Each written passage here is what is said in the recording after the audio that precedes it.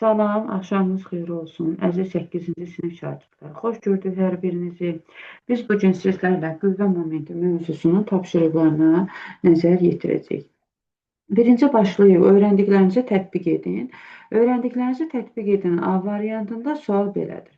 Birinci sualda bizə deyir ki, lincə təsir edən qüvvələrdən hansı onu saat əqrəbi, hansı saat əqrəbinin əksi istiqamətində fırlatmağa çalışacaq.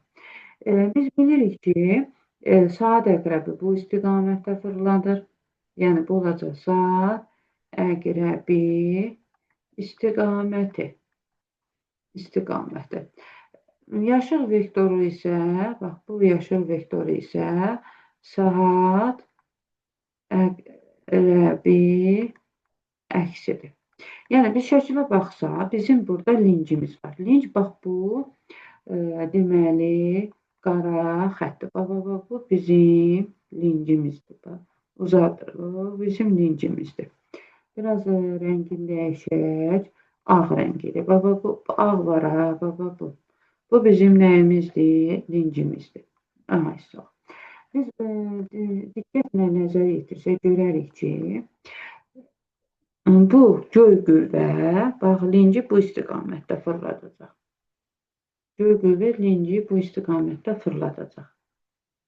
Bu istiqamət saat əqrəbi ilə istiqamətlə üst-üstə düşür. Onda biz deyəcəyik ki, göy qüvvə cismi saat əqrəbi istiqamətdə fırladacaq. Qırmızı qüvvə isə, bax, bu qüvvə isə, biz dartsaq buradan, bax, bu belə gedəcək. Qırmızı qüvvə isə saat əqrəbinin əksi istiqamətində fırladacaq. İndi soruşsaq ki, göy ilə göstərilən qüvvə nədir? Qırmızı ilə göstərilən qüvvə nədir?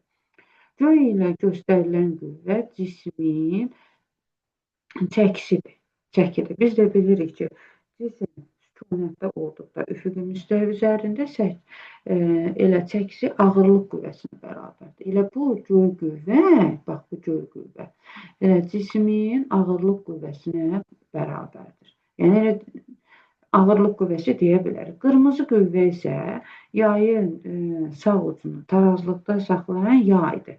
Yay uzandıqda isə yayda elastiklik qüvvəsi yaranır. Qırmızı qüvvə isə yayda yaranan elastiklik qüvvəsidir. Cavab belə olacaq. Göy ilə göstərilən qüvvə saat əqrəbi istiqamətdə fırladacaq. Qırmızı xətlə göstərilən qüvvə isə saat əqrəbinin əksinə fırladacaq.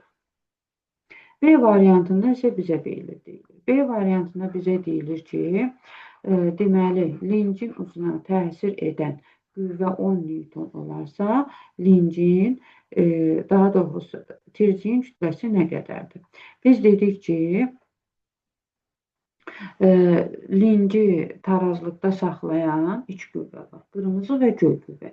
Göy qüvvə cismin dayağa göstərdiyi təsirdir. Həmin təsirdə, yəni çəkidir. Çəki də biz dedik ki, üfüqi müstəvidə olanda, sükunətdə olanda elə ağırlıq qüvvəsinə bərabərdir. Onda biz buna yaza bilərik. M tircir, yəni tirciyin kütləsi vur C. Bu isə bu qüvvənin elə qiymətini verib bizə 10 Newton. Və bizə də şərtdə xüsusi verib ki, tirci lincin ortasındadır. Lincin ortasında deyirsə, buradan bura qədər məsafə ümumi lincin uzunluğunun yarısıdır. Buradan bura məsafə isə ümumi elə bərabərdir. Biz də dedik ki, saat əqrəbi istiqamətdə fırladan qüvvə momenti saat əqrəbinin əksinə fırladan qüvvə momentinə bərabərdir. Biz burada götürək saat əqrəbi istiqamətdə fırladan qüvvə ağırlıq qüvvəsidir. Yaza bilərik F ağırlıq vur. Ağırlıq qüvvəsinin qüvvə qolu isə tətbiq nöqtəsindən dayağa qədər məsafədir. Tətbiq nöqtəsindən dayağa qədər məsafə, bax, bu bölgüdür. Yəni, L/2-dir. Bərabərdir. Ancaq digər qüvvə isə saat əqrəbinin əksinə fırladan qüvvə bu F-dir. F, onun qüvvə qolu isə, bax, F-in qüvvə qolunu isə bir göstərək göylə. Bu göydür. Göyün uzunluğudur. Bu ümumi uzunluqdur da. Yəni, buradan bura qədər olan məsafə. Buradan bura qədər olan məsafədə ümumi L-dir. Biz bunları ixtisar eləsək, ağırlıq qüvvəsini də yerinə yaza bilər. M-T-C vur J böl 2 bərabərdir F-ə. M-T-C bərabərdir F vur 2 bölünsün C.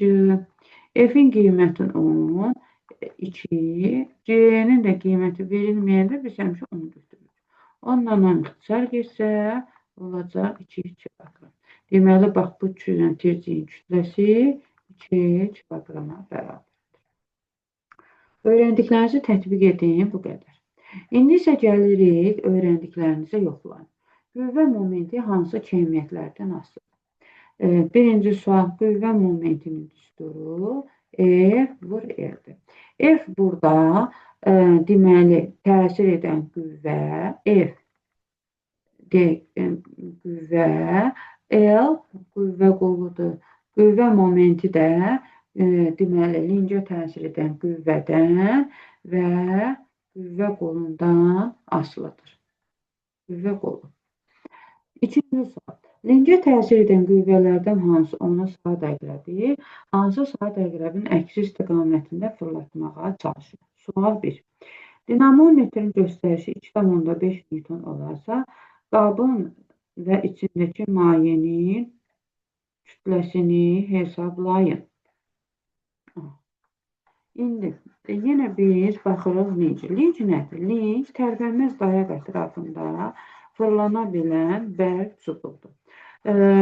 Adicə bir məsəl, lincə misal göstərmək olar. Qayçı, kəlbətin, qoz sunduran, sarımsaq əzən, ondan sonra çoxlu mismar çıxardan, bunlar hamısı lincdir. Sonra parklarda olur, uşaqlar iki tərəfində oturub, qalxan kimi olur. Uşaqlar iki tərəfdə də uşaq olur. Bir tərəfi uşaq aşağı düşəndə digər tərəfi qalxır. Bax, onlar adi lincə nümunə göstərmək olar. Bunlar hamısı nədir? Lincdir. Sonra qollu tərəzi lincdir. İndi isə biz baxırıq, deyir, hansı qüvvələr cismi saat əqrəbi istiqamətdə fırladır. Bax, fırlanma nöqtəsi buradır. Bu fırlanma nöqtəsi isə bu vedrə, yəni açılmış bir vedrə və yaxud da qab, bunun ağırlıq qüvvəsi var. Bax, ağırlıq qüvvəsi budur. Bu, deyək ki, qabın ağırlıq qüvvəsidir. Biz bu nöqtə ətrafında tutsaq, bu qüvvə başlayacaq cismi bax, bu istiqamətdə əyməyə. Bax, belə əyəcək. Bu da saat əqrəbin əksidir. Saat əqrəbi əksi. Deməli, qabdakı olan su öz ağırlıq qüvvəsi hesabına linci saat əqrəbin əksinə fırladacaq. Saat əqrəbi istiqamətdə fırladan isə deməli, əgərlər biz qabı götürsək, yəni vedrəni götürsək, biz onu dinamometrlə yerə bağlamışıq. Və dinamometrdə yaranan, bax, buradakı qüvvə, buna deyək bir F qüvvəsi. Bu F qüvvəsi isə cismi saat əqrəbi, daha doğrusu linci saat əqrəbi istiqamətdə, saat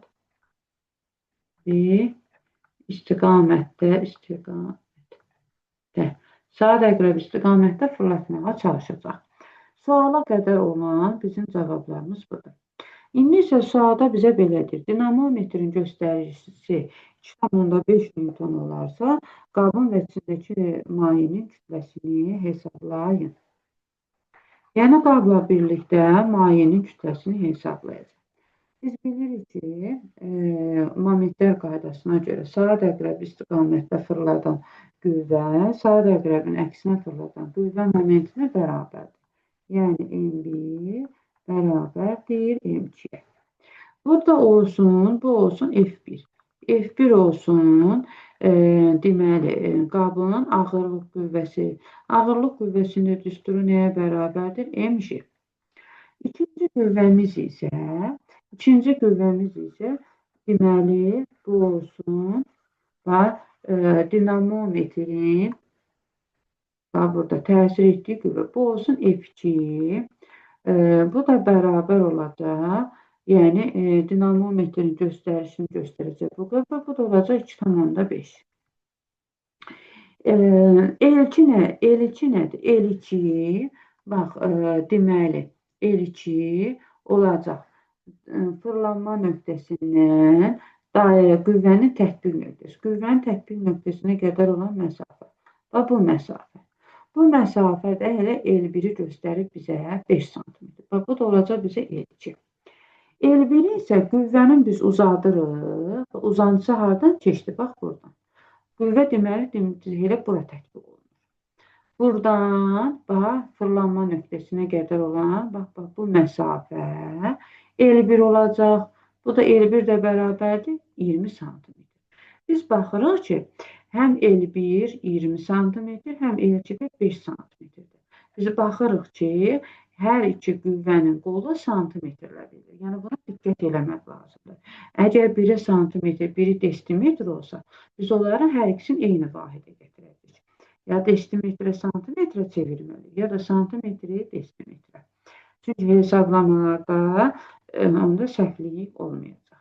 Onda momentlər qaydasını F1-in yerinə yazıram F1 L1, M2-nin yerinə yazıram F2 L2. Sonra verilənləri yazıram. F1-i bizə verib MC. Yazıram MC L1, F2 L2. M1-i bilmirəm, elə bizdən M soruşur. M, J-nin qiyməti 10, L1-i verib 20. Burada heç santimetri metrə çevirməyə də ehtiyac yoxdur. F2-ni verib 2,5. Qüvvə qolunda verib neçə? 5. Aha, biz hesablayaq. Onda 200 M bərabərdir 12,5. M də bərabərdir 12,5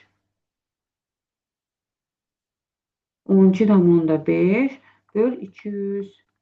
Bunu da belə yaza bilərik. 125 böl 2000. O da böləndə eləyir 0,625 Newton. Deməli, daha doğrusu Newton yox, kütlə vahidi kiloqramdır. 6,125 kiloqram. Qrama da çevirsək 625 qram. Deməli, bizim qab və içindəki maye ilə birlikdə kütləsi 625 qramdır. Dərsimiz bu qədər.